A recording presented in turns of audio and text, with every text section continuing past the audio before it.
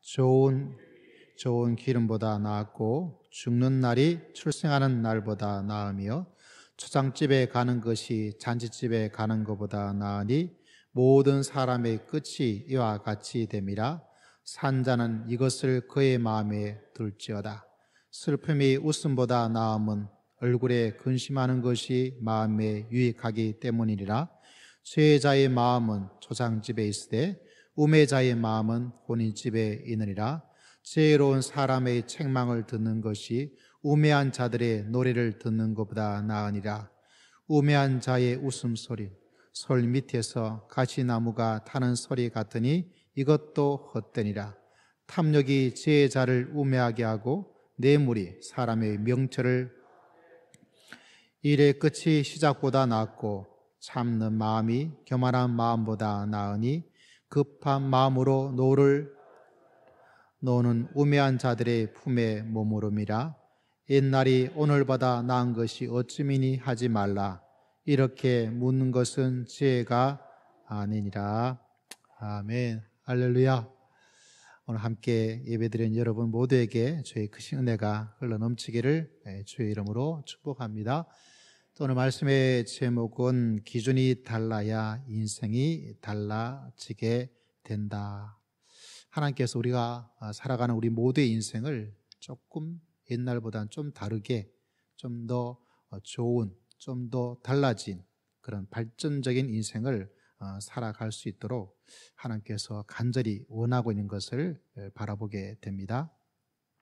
그래서 오늘 말씀을 통해서 우리 모두가 어떻게 하면 좀 다른 인생을 우리가 살아가게 될 것인가, 어떻게 하면 우리가 하나님께 주신 은혜를 따라서 다른 인생을 살아가게 될 것인가, 이 말씀을 통해서 하나님의 은혜를 체험하고 믿음의 길을 걸어가고자 합니다. 자, 우리는 모두는 인생이 좀 달라지기를 원하고 있죠. 저도 믿음의 길을 걸어가면서 다른 인생을 살아가는 그런 삶들을 꿈꾸고 있습니다. 어제보다는 오늘이 좀 더 낫고, 또 내일이 더 낫고, 또 모레가 더 낫고, 이런 여러 가지 삶들을 우리 마음속에 꿈꾸면서 살아가는 것이 우리 믿음의 모습 가운데 하나이다, 이렇게 볼 수가 있다, 이렇게 말씀을 바라보게 됩니다. 정말 하나님께서 얼마나 우리의 인생이 달라지기를 원하고 있을까, 그걸 생각하면 가슴이 두근두근 거리기도 합니다. 그래서 얼마나 하나님께서 우리의 인생을 다르게 만들고 싶고, 더 나은 인생을, 더 풍족한 인생을, 더 새로운 인생을 살도록 우리에게 정말 가전 예를 쓰고 계시는구나, 이것을 더욱더 절감을 하게 됩니다. 여러분, 사람은 좀 뭔가 수준이란 말이 있죠. 사람의 삶의 수준을 높이는 것, 다 수준이 좀 높은 삶을 살고 싶지 않습니까? 난 뭐 형편없이 살고 싶다, 이런 마음의 생각을 가지고 있는 사람은 아마 한 명도 없겠죠.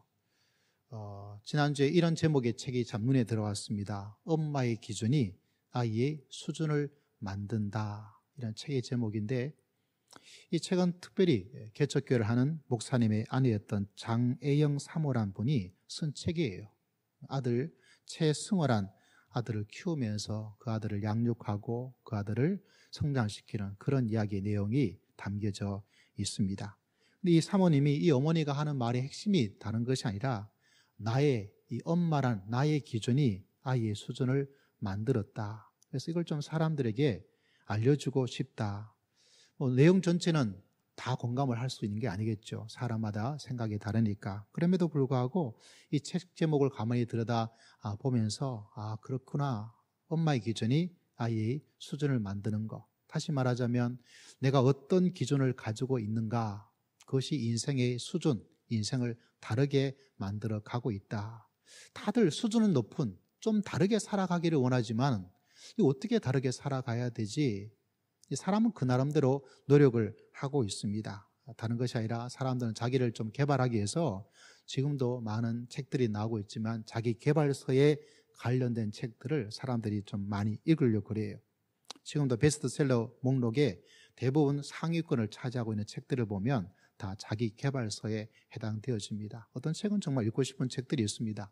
이 고전적으로 가장 유명한 책 가운데 자기 개발서 가운데 하나가 성공하는 사람들의 7가지 습관이라는 책은 오랫동안 베스트셀러였는데 어떤 것이냐? 다른 것이 아니라 이 책의 내용도 똑같은 거예요. 뭘까요? 그건 다른 것이 아니라 이런 기준을 가지고 있어야 된다. 다시 말하자면 이 저자가 연구해 보니까 실패하는 사람은 이런 기준이 없더라.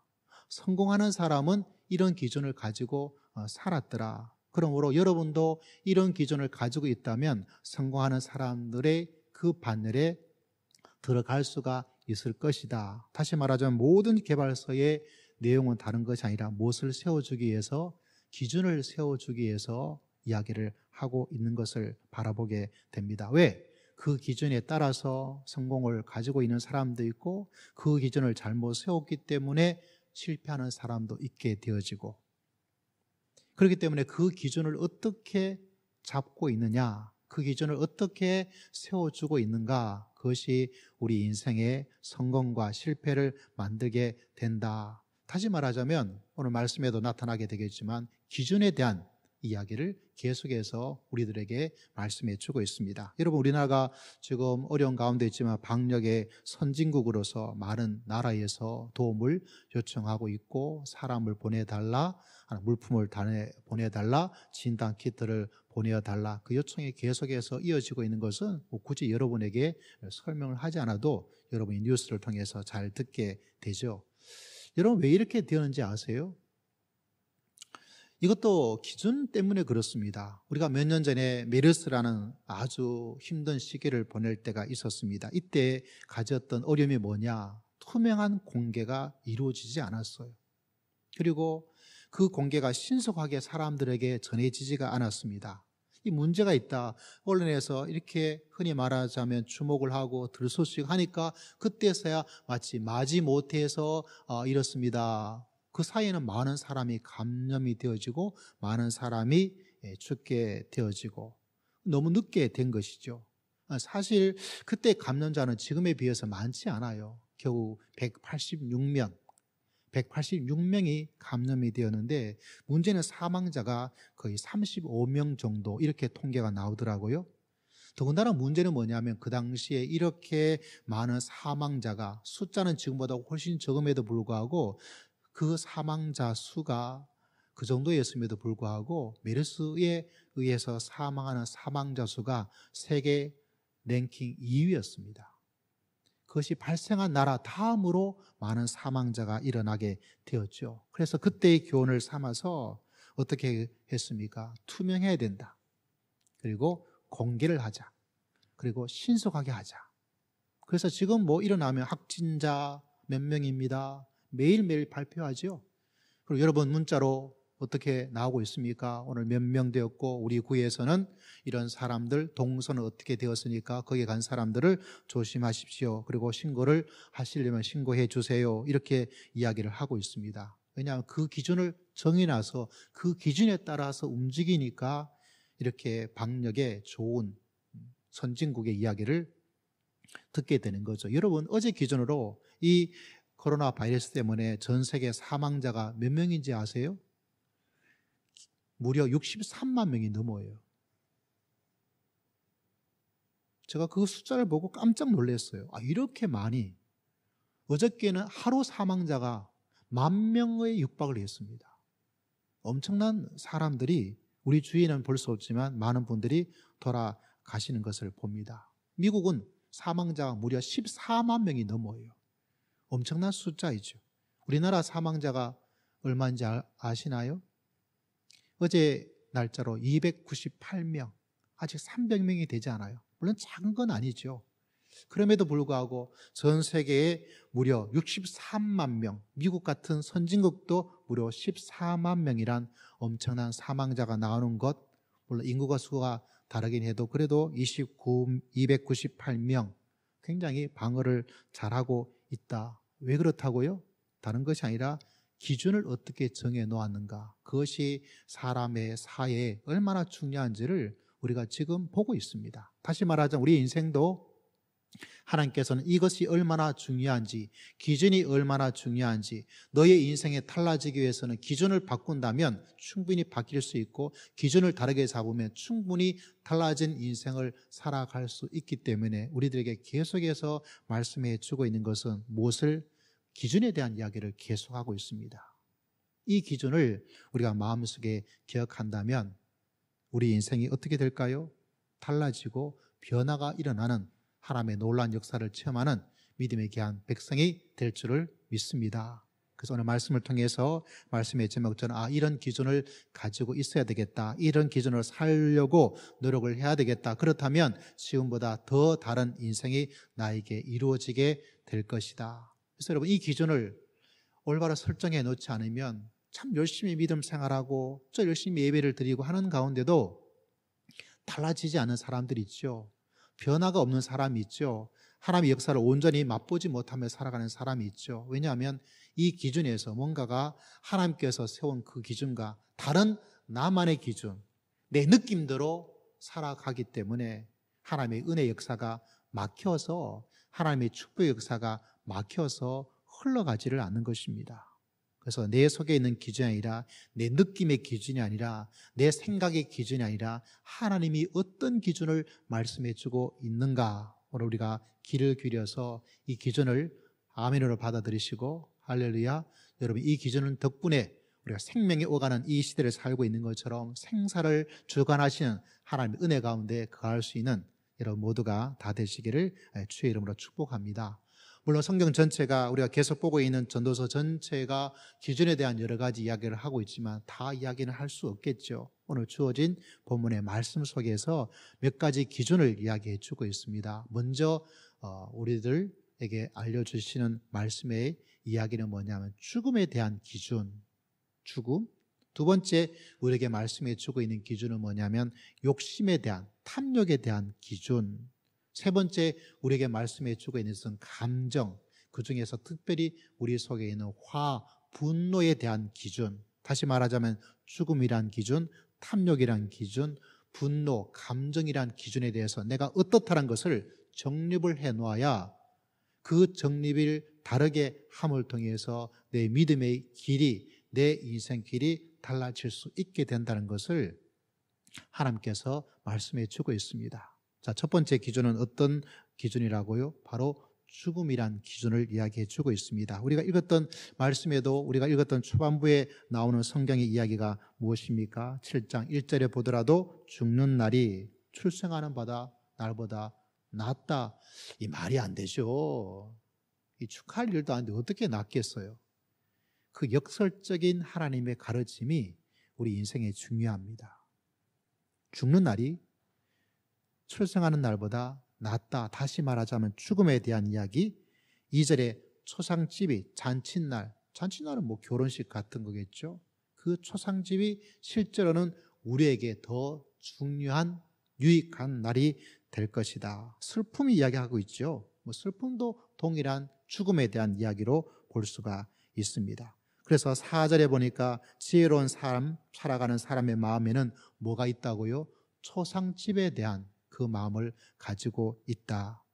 사람들은 그냥 죽음에 대한 두려움들, 죽으면 어떡하지? 뭐 이런 것들 정도만 가지고 있는데 그런 정도는 아니에요. 그보다 한 걸음 더 나아갑니다. 다시 말하자면 하루하루를 살아가면서 내가 죽는다. 그걸 모르는 사람이 없는데 이걸 정말 자기 삶의 기준으로 삼는 단계까지는 가지를 못해요. 내가 죽는다. 다시 말하자면 우리는 죽는다는 것을 늘 기억을 해야 됩니다. 유명한 분 가운데 암투병 중이신 이어령이라는 교수님, 문화부 장관, 종종 이분 이야기를 제가 하고 있죠. 지금 이분은 얼마 동안 살지 알 수 없는 그런 투병 가운데 계세요. 엄청난 이력을 가진 분이죠. 이분의 따님도 실제로는 목사님이셨어요. 그 따님으로 인해서 이분이 하나님을 알게 되고 믿게 된 분입니다. 이제 얼마 살지를 못해요. 근데 이 죽음의 이야기가 점점, 죽음의 현실이 다가오는 이분이 인터뷰에서 이런 말을 합니다. 죽음은 삶을 농밀하게 만들어준다. 어려운 말이 쓰고 있어요. 농밀. 다시 말하자면 진한 거 있잖아요. 진한 커피가 좀 진해야지 너무 묽으면 되지 않죠. 다시 말하자면 죽음은 우리 인생을 농밀하게 아주 진하게 만들어준다. 무슨 말일까?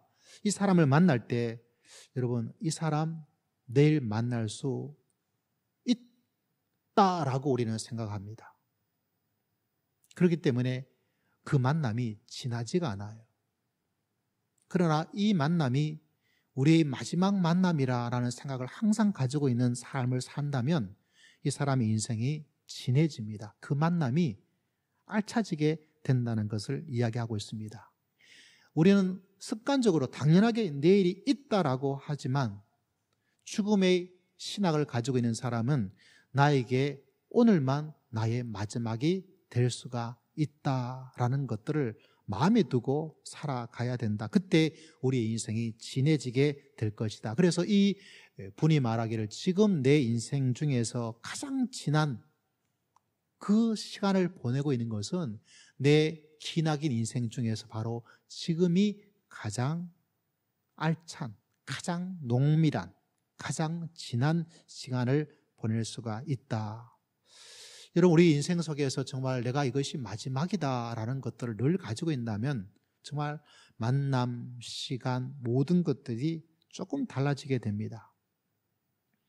그걸 염두에 두라는 거죠. 이건 참 어려운 이야기입니다. 왜냐하면 우리는 습관적으로 어떻게 당연히 내일 만나게 되지.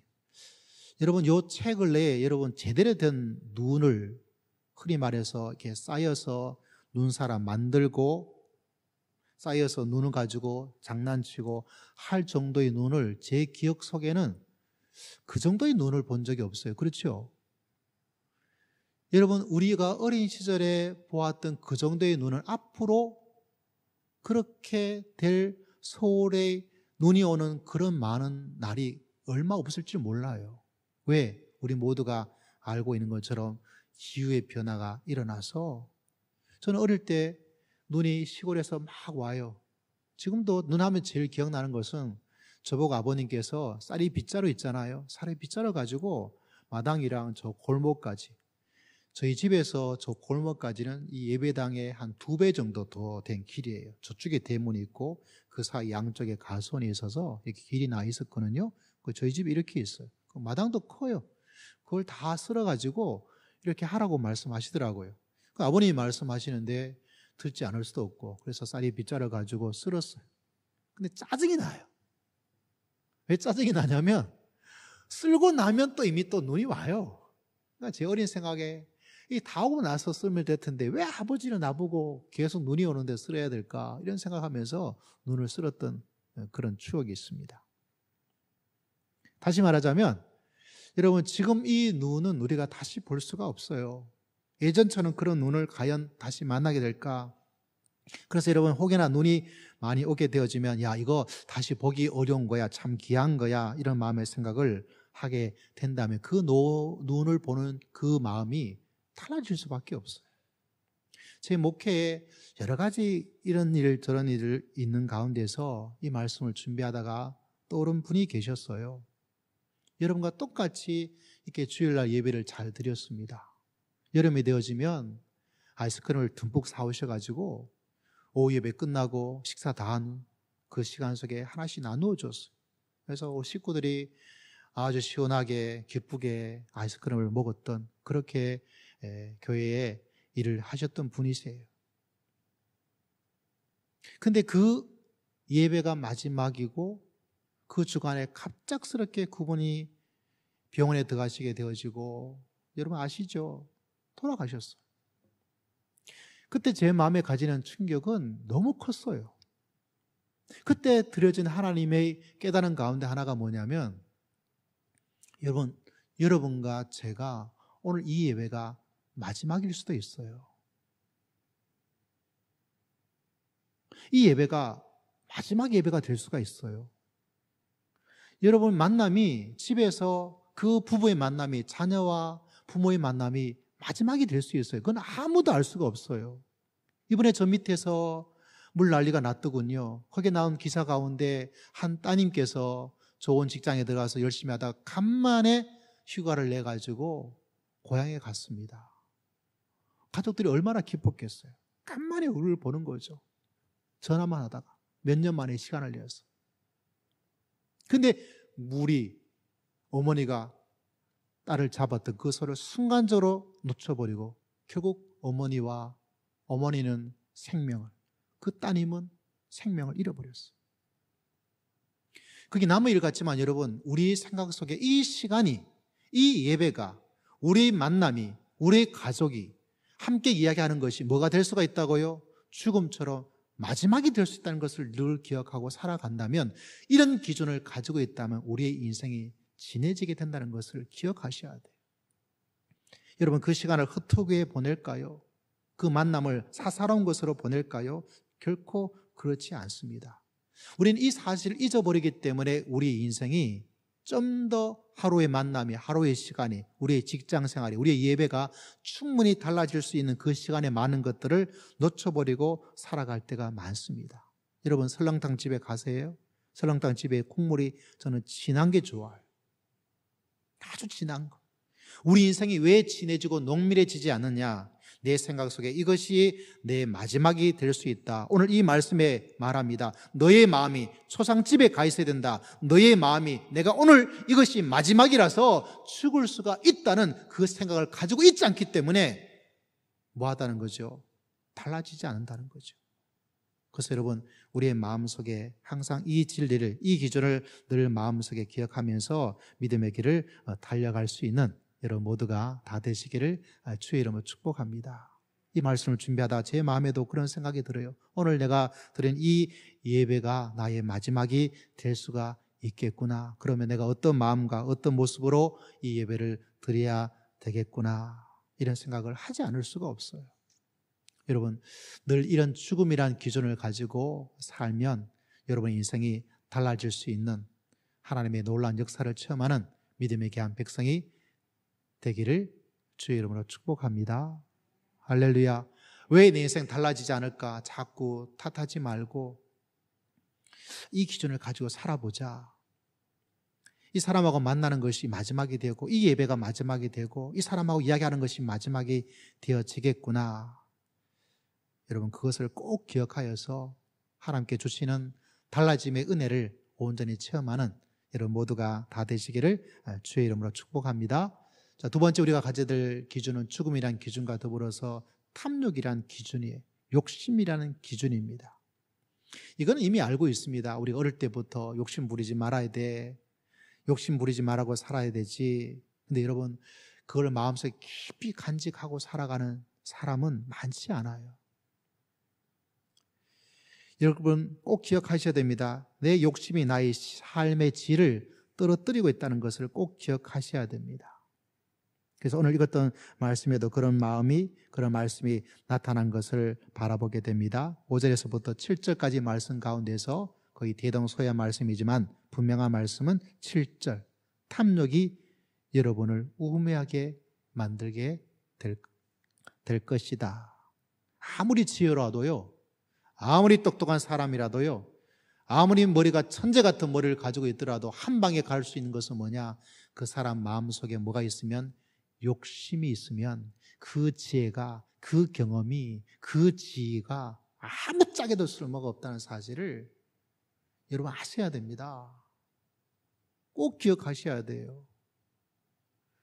사람들은 이 정도 욕심은, 이 정도 어떤 거는 괜찮다라는 그 생각 속에 있기 때문에 그 사람이 갑자기 떨어지게 됩니다.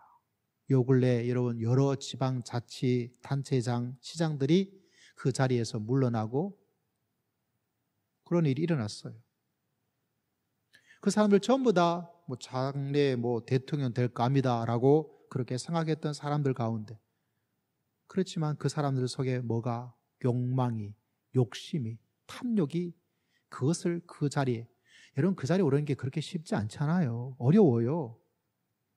그 자리에 오르는 거는 그렇게 어렵지만 그 자리에서 떨어지는 것은 욕심 하나를 잘못 다루면 떨어지게 됩니다.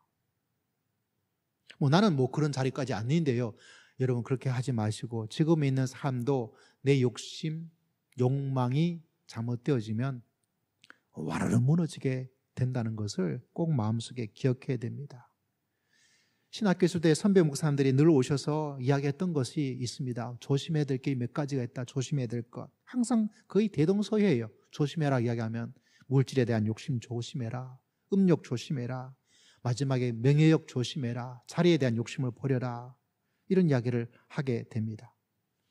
근데 참 이것을 그렇게 들었음에도 불구하고 아직도 내 속에 있는 이 욕심에 대한, 욕망에 대한 것들이 사라지지가 않아요. 우리가 흔히 이 안에 뭐가 있다 그러죠? 오장육부가 있다 그러잖아요. 그 오장육부가 있는데 여러분 이 안에 오장육부만 있는 게 아니에요. 뭐가 있습니까? 그 오장육부 속에 우리 안에 뭐가 있냐면 욕망, 욕심이란 게 막 어디에 있는지 모르겠어요. 위에 붙어 있는지 12지장에 붙어 있는지 모르지만 어떡하나 얘가 있어요. 이거는 엑스레이 찍어도 나오지 않아요. 내시경을 넣어서 조사해도 나오지 않아요. 어떤 검사에도 나타나지 않고 걸리지도 않고 드러나지도 않아요. 피검사 아무리 비싼 돈을 들여서 해도 나타나지 않아요. 그렇지만 우리 안에 뭐가 있어요? 욕망이란 게, 욕심이란 게 있어서 얘가요 암보다 더 무서워요. 여러분, 암은 치료라도 어떻게 해볼 수가 있잖아요. 근데 얘는 치료가 참 어려워요. 그래서 내 마음속에 뭐가 어떤 병보다 뭐가 우리 속에는 욕망, 우리 속에는 욕망, 욕심, 탐욕, 이게 얼마나 무서운지를 여러분 기억하셔야 돼요. 이게 몸에 좋다, 이게 암에 피에 내 혈관에 이건 좋은 음식이다, 이 좋은 약이다, 그거 사 먹어야 되지만 여러분 더 중요한 우리 인생을 망치는 것은 그게 아니에요. 우리 속에는 탐욕과 욕심이 계속해서 우리를 속에 우리를 망하고 우리 인생을 무너뜨리고 있다. 하나님의 은혜를 듬뿍 받아서 이 욕망을 다 날려버릴 수 있는 믿음의 멋진 삶을 살아갈 수 있는 여러분 모두가 다 되시기를 주의 이름으로 축복합니다. 우리가 잘 알고 있는 다윗을 보십시오.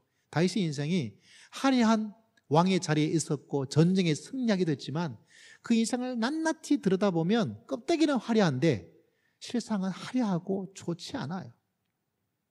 승리가 있어서 대단하다, 성전을 지어서 정말 믿음의 영웅적 모습도 가지고 있지만 또 한 번 들여다가 보면 그의 인생이, 그의 가족의 인생이 그렇게 평탄하지가 않아요. 왜 이런 인생을 살아가게 되었을까? 현대인의 모습과 비슷해요. 겉으로 드러나기는 괜찮아 보이지만 그러나 속을 들여다보면 참, 왜 그렇게 되었습니까? 다른 것이 아니라 바세바라는 여인과 향한 그 마음의 탐욕, 욕망이 그게 문제가 되고 출발점이 되어서 너의 인생 전부에 내가 이 너의 잘못을 하나님이 징계하고 하나님이 심판하고 하나님이 징계의 형벌을 걸어두었어. 그러다 보니까 그가 성공도 하고 전쟁에서 이기기도 하고 뭐도 합니까? 왕이 되어져서 왕이다 하고 모든 것을 가지고 있는 것처럼 보였지만 그의 인생을 또 들여다보면 가정사에, 나라에 여러 가지 우환이 자꾸 일어나게 되었던 거, 그 출발은 뭐냐? 그 속에 있는 욕심에 대한, 욕망에 대한, 탐욕에 대한. 그런 면에서 우리 반대적인 참 유명한 한 분은 바로 요셉이라는 사람의 이름입니다. 여러분, 정말 이 요셉처럼 성령의 은혜와 하나님의 은총으로 이 안에는 암덩어리보다, 코로나 바이러스보다 더 무서운 이 욕망을, 이 탐욕을 하나님의 은혜로 박살내고 날마다 하나님의 은총 가운데 거할 수 있는 여러분 모두가 다 되시기를 주의 이름으로 축복합니다. 할렐루야. 여러분 요셉을 보십시오. 우리가 보디발의 집에 가서 요셉이 그 집에 노예로 팔려왔지만 워낙 탁월한 사람이다 보니까 그 집안의 모든 것을 다 관장할 수 있는 그런 자리에 오를 정도로 그런 지혜롭게 믿음 가운데 살았죠. 가장 큰 유혹은 뭡니까? 다른 것이 아니라 그 주인만이 요셉의 매력이 있었겠죠. 얘가 일처리도 잘하죠. 젊죠. 잘생겼죠. 제가 볼 땐 그런 것 같아요. 근데 창세기 39장에 보니까 이 사모님께서 자꾸 윙크를 자꾸 하는 거예요. 39장 7절에 보니까 눈짓으로 동침하자 이렇게 했다고 됐으니까 눈짓을 어떻게 했을까요? 요새 말로 하자면 어떻게 했을 것 같아요? 자꾸 윙크를 했겠죠. 예. 근데 요셉이 꿈쩍을 안 하는 거예요. 사모님 혹시 눈이 어디 아픕니까? 안약 드릴까요? 뭐 이렇게 나간 거죠. 그 다음에 9절에 뭐가 나오냐면 10절에 날마다라는 단어가 또 나와요. 이 눈짓으로 막 이렇게 했는데 이게 안 되니까 이제 시간적으로 날마다 먼저 요셉이 그게 한 게 아니에요. 눈짓으로 하죠. 날마다 그렇게 하죠. 그리고 그 당시에는 뭐 이런 어떤 것들이 분명히 그 문화 속에 비일비재했을 거예요. 큰 뭐 문제가 되지 않은 그런 어떤 문화를 가지고 있었으니까 이분이 그 남편이 고위직에 있음에도 불구하고 이런 일을 하게 되죠. 근데 여러분 이런 일을 만나게 되었을 때 요셉이 어떤 이야기를 하냐면 39장 9절에 보니까 요셉의 기준이 요셉을 살렸습니다. 이 말씀을 들으면서 내가 기준을 잡아놓지 않으면 내가 살고 죽느냐 이게 달려있다는 것을 여러분 뼈저리게 느끼셔야 돼요. 어떤 이야기를 하고 있습니까? 요셉이 말합니다. 39장 9절에 보니까 내가 어찌 이 큰 악을 행하여 하나님께 죄를 지으리까? 뭐라고 말씀하고 있다고요? 내가 어찌 이 큰 악을 행하여 하나님께 죄를 짓겠습니까? 요셉의 기준이 뭐냐? 첫 번째 이렇게 하는 것은 비록 사모님이 나와 함께 하지만 나는 어떠냐? 나한테는 내가 수동적인 게 아니에요. 요셉은 말합니다. 현실은 수동적으로 이루어졌다 할지라도 뭐라고 요셉이 말하냐면 이거는 악한 거예요 라는 기준. 두 번째, 악은 악인데 이 악의 덩치가 어때요? 이게 작은 게 아니라 크다라는 기준을 가지고 있었습니다. 세 번째, 요셉의 기준은 뭐냐면 이것이 죄라는 기준을 가지고 있었습니다. 그와 더불어서 요셉의 기준은 뭐냐면 하나님께 죄를 짓는 것입니다 라는 기준을 가지고 있었어요. 우리 모두의 기준이 이 기준이 되기를 주의 이름으로 축복합니다. 이 기준이 요셉을 요셉으로 만들었다는 것을 기억하셔야 돼요. 생각해 볼 수 있잖아요. 저 사람이 먼저 했어요. 이거 나쁜 건 나쁜 건데 뭐 다 하는 거죠. 그럴 수도 있는 거죠. 그리고 뭐라고 말씀하고 있습니까? 그 배우자에게 참 미안하고 안타까운 일입니다 라는 기준을 가지고 있지만 요셉은 뭐라 그랬습니까? 하나님께 라는 기준을 가지고 있었습니다. 그러니까 이 기준 때문에 요셉은 그 후에 인생에 어려움이 있었지만 열리기 시작한 거예요. 달라지기 시작한 거예요. 여러분의 인생이 이런 인생 되기를 주의 이름으로 축복합니다. 하나님이 축복해 주시는 생명의 은혜의 놀라운 역사가 일어나게 되는 거죠. 그러니까 다윗과 요셉이 얼마나 다른 기준을 가지고 있었는지를 바라보게 됩니다. 여러분, 요사이 여러분 아시고 계시겠지만 한국 교회는 차별금지법으로 인해서 동성애에 대한 문제가 다시 크게 대두가 되고 있습니다. 이 법을 제안했던 정의당 앞에서 지난주, 지지난주 그리고 이번 주 계속해서 많은 분들이 온라인으로 참석해서 몇천 명이 모여서 예배드리고 반대하는 예배적 집회를 드리고 있습니다. 여러분, 저는 이 동성애에 대한 말씀을 준비는 하고 있지만 오늘 간단하게 말하자면 이 동성애가 자기의 성 정체성일까요? 아니면 욕망일까요? 여러분, 동성애를 하시는 분들이 자기의 성 정체성을 찾는 것일까요? 아니면 자기의 욕망을 그 속에 가지고 있는 것일까요? 이 질문을 여러분에게 드리는 것입니다. 여러분, 우리는 세상과 다른 기준을 가지고 있습니다. 또 다른 기준을 가지고 있어야 됩니다. 다른 기준으로 살아야 됩니다. 그것이 우리 인생을 다르게 만들어 주시는 줄 믿으시기를 주의 이름으로 축복합니다. 할렐루야.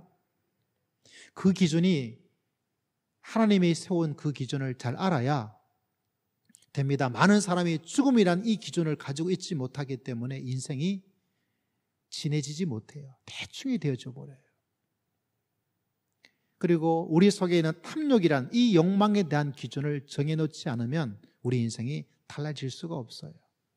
자, 세 번째 마지막 감정의 기준, 그리고 무엇보다 우리 속에 있는 분노라는 기준에 대한 이야기를 하나님께서 우리들에게 말씀해 주고 있습니다. 자, 특별히 읽었던 말씀 가운데 8절부터 10절까지 말씀이지만 다른 것보다 9절의 말씀 보니까 이런 말씀이 있죠. 급한 마음으로 노를 바라지 말라. 너는 우매한 자들의 품에 머물고 있다. 누가 우매한 자냐? 공부 못한 거 아니에요, 여러분. 누가 어리석은 자인가? 대학교 못 들어간 사람, 그 사람도 아닙니다, 여러분.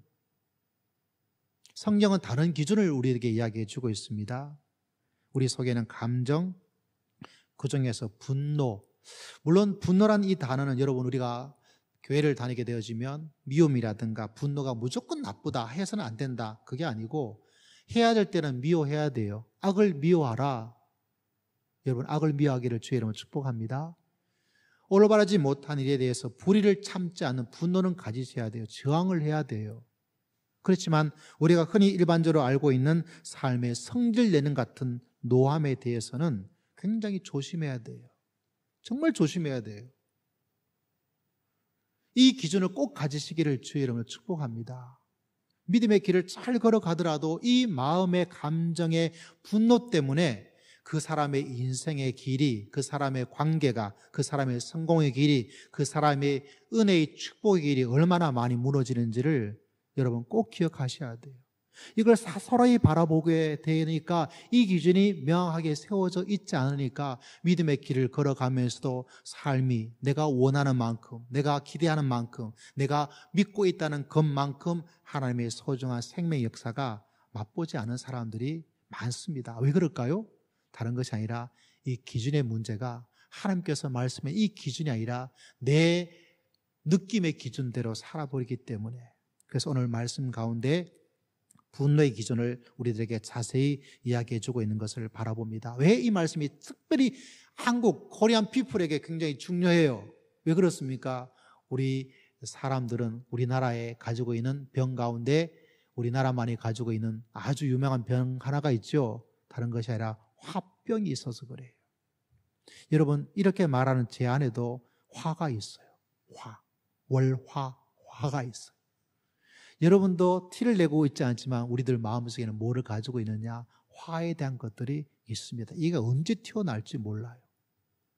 어떤 분은 금방금방 드러내는 분도 있지만 어떤 분은 차곡차곡 쌓아둡니다. 차곡차곡 쌓아두고 있다가 어떻게 어느 날 한 방 그렇게 확 나올 때가 있는 것이죠.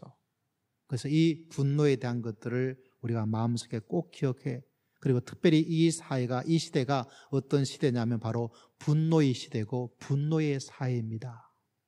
그렇기 때문에 하나님께서 우리나라 합병을 가지고 있는 이 나라에 하나님께서 이 시대가 분노 시대요, 분노 사회인 이 시대 속에서 우리가 이 분노의 문제에 어떤 기준을 가지고 믿음의 길을 걸어가야 될 것인가. 여러분, 정진우라는 분이 분노 사회라는 이 시대를 설명하면서 이런 이야기를 합니다. 혹여나 나의 좌절, 이 시대가 많은 좌절이 있죠. 청년들의 좌절도 있고 중년의 좌절도 있고 나의 스트레스, 이거는 뭐 어디 가나 다 있습니다. 나의 불만, 우리 속에는 많이 있죠. 뭐가 불만이 있어요. 우리 속에 뭐가 있어요? 상처와 열등감이 있는 사회 속에서 우리는 살아가고 있습니다. 이런 걸 표출하는 방법이 있는데 이런 것들을 표출하는 방법으로 분노로 이런 것을 표출해버리면 큰일이 일어난다, 이렇게 이야기를 하고 있습니다. 여러분 꼭 기억하셔야 돼요. 하나님도 말씀해 주고 있습니다. 이 분노가 우매한 어리석은 자의 것이기 때문에 어리석은 자가 결정하는 모든 것은 다 어리석어요. 다시 말하자면 우리 속에 분노의 어떤 것들을 올바로 다스려 나가지 못한다면 어리석은 일들을 해 나갈 수밖에 없다. 이것을 우리들에게 말씀해 주고 있습니다. 그래서 여러분, 우리가 이 화병을 가지고 있고 이 시대가 분노의 시대, 분노의 사회이기 때문에 여러분 성령의 은혜를 많이 받으시기를 주의 이름으로 축복합니다. 할렐루야. 성령의 은혜를 많이 받으셔야 돼요. 왜? 성령의 은혜, 성령의 역사는 뭐 다른 어떤 방언이든지 하나의 문성이든지 뜨거움, 그거 없어도 괜찮아요. 그것만이 성령의 일이 아닙니다. 성령이 하는 가장 중요한 일, 그래서 그것에 하나님께서 말씀하기를 성령의 열매라고 말하면서 성령이 우리들이 어떤 일들을 해나가시느냐, 그 중에 하나가 뭐냐면 온유와 절제예요. 우리 속에 무슨 일을 만들어 주신다고요? 우리가 분노의 이 화병을 가지고 있는 우리들에게 이걸 쫙 제거해 주시고 뭐를 주십니까? 그거를 온유하게 다스려 나갈 수 있는, 그거를 절제할 수 있도록 하나님께서 여러분을 축복하여 주실 줄을 믿습니다. 화가 나요. 화딱지. 저 화내면 무서워요. 목사님이 안 무서울 것 같으면 오늘 예배 마치고 한번 찾아와 보십시오. 얼마나 제가 무서운지를. 근데 그 화에 대한 모든 것도 성령의 은혜를 자꾸 받고 하나님을 기억하고 그러다 보니까 어떻게 돼요? 화가 확 치올라가도 좀 참아져요. 화를 길게 내고 싶은데 화가 단축이 되어져요. 한 3박 5일 정도 화를 내야 되는데 요새는 좀 속상해요. 왜 속상하냐면 3박 5일 계속 화내기가 어려워요. 화가 막 이만큼 치솟아서 가야 되는데 그만큼 치솟아 올라가기가 어려워요. 속상해요. 왜? 내 아래 누가 계시기 때문에 성령님이 계셔서 그 정도 하지 말아라. 그렇게 길게 가지 마. 뭐 그거 가지고 그렇게 하늘 일이야. 뭐 그 정도 분노의 게이지를 그렇게 높여 올라갈 일 아니잖아. 누가 하실까요? 성령님께서 역사하여 주신 줄을 믿습니다. 여러분 바로 그것입니다. 여러분 이 기준을 꼭 마음속에 간직하고 계셔야 돼요. 이 기준을 가지고 있을 때 이 분노 이만큼 아니야. 성령님 우리에게 평안을 허락하여 주실 줄을 믿습니다. 내 마음을 다스려 주시옵소서. 내 마음의 탐욕, 욕망들 다 가지고 있어요. 그렇지만 내 기준이 요새 같은 기준이 될 때 이것은 말이지 큰 악이야. 하나님께 죄를 짓는 거야. 이 기준을 가지고 있으면 가다가도 그만두게 될 것이고 할렐루야. 한 번 했던 사람이 한 번으로 끝나게 되는 하나님의 축복의 역사가 일어날 줄을 믿습니다. 그 기준이 그렇게 중요한 거예요. 여러분 우리 속에 죽음에 대한 이것이 마지막이다. 여러분 이번 한 주간 이걸 꼭 연습했으면 좋겠습니다. 오늘 아내와 밥을 먹죠.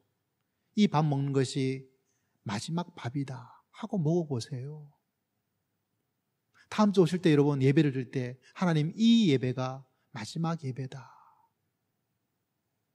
어떤 분은 피치 못할 사정으로 교회를 옮겨야 되는 분이 계십니다. 이 교회에서 아니면 그 교회에서 다른 교회에서 그 예배가 마지막 예배예요. 그 마음이 어떻겠어요? 달라요, 여러분. 그때 인생이 달라지게 되어지고 진해지는 거예요. 여러분 하나님께서 우리의 인생이 이렇게 만들고 싶은 거예요. 여러분 이 축복을 놓치지 마시고 우리 인생의 이 세 가지 기준을 잘 잡아서 정말 진한 인생을 살아가는 진한 가정, 진한 믿음의 생활, 진한 인생 되시기를 주의 이름으로 축복합니다. 여러분 한 사람 한 사람 그냥 물 먹었는데 탕집에 갔는데 이게 물인지 국인지 모르고 그거 싫잖아요. 그죠? 그런 집에 안 가잖아요. 근데 우리 인생이 그러면 안 되겠죠. 그래서 오늘 말씀처럼 기준이 달라지면 인생이 달라집니다. 여러분 이 세 가지 기준으로 여러분 인생이 더 진한 인생, 변화된 인생, 새로운 인생 그 놀라운 하나님의 은총의 길을 맛보면서 살아갈 수 있는 여러분 모두가 다 되시기를 주의 이름으로